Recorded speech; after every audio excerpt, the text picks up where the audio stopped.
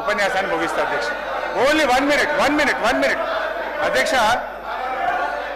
పంచతంత్రంలో చిన్నయ్య సూరి గారు చెప్పిన కథ అధ్యక్ష. ఇది పంచతంత్రంలో చిన్నయ్య సూరి గారు చెప్పిన కథ అధ్యక్ష. ఒక నక్క ఆహారాన్ని వెతుకుంటూ ఊర్లోకి వచ్చిందట అధ్యక్ష. అక్కడ రజకులు ఉపయోగించే నీలి రంగు ఉన్న తొట్టిలో పడిపోయింది. ఆ నక్కకి ఏమైపోయింది, ఆ తొట్టిలో పడితే ఆ నక్క ఒంటి నిండా నీలి రంగు అంటుకున్నది. ఆ నీలి రంగు అంటుకున్న తర్వాత అది మళ్ళీ అడవిలోకి పోయింది. ఇదేదో కొత్త జంతువు అనుకొని అడవిలో ఉన్న జంతువులన్నీ భయపడ్డాయట అధ్యక్ష. ఈ నక్క కూడా ఇదేదో బాగుంది, అందరు నాకు భయపడుతుందని నేను దేవుడు పంపిన దూతను, ఈ రోజు నుంచి నేనే మీకు రాజును అని ఆ నక్క అన్నదట అధ్యక్ష. జంతువులు భయంతో అంగీకరించాయి. ఆ నక్క జంతువులను అనేక రకాలుగా కష్టపెట్టే భరించాయి అధ్యక్ష. ఒకరోజు ఆ నక్క పెద్ద సభ పెట్టింది, కొత్త చట్టాల గురించి చెప్తుంది.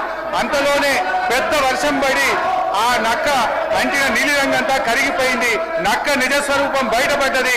మాయ మాటలతో మారువేషాలతో పెట్టే భ్రమలు ఎక్కువ కాలంలో నిలవదు అన్నది ఆ యొక్క నీతి సూత్రం అధ్యక్ష. వీళ్ళ మాయ మాటలు కూడా ఎక్కువ కాలం నిలవవు. వీళ్ళ మాటలు, వీళ్ళ యొక్క నీతి ఈ రాష్ట్ర ప్రజలకు అర్థమైపోయింది. జై తెలంగాణ, జై కేసీఆర్.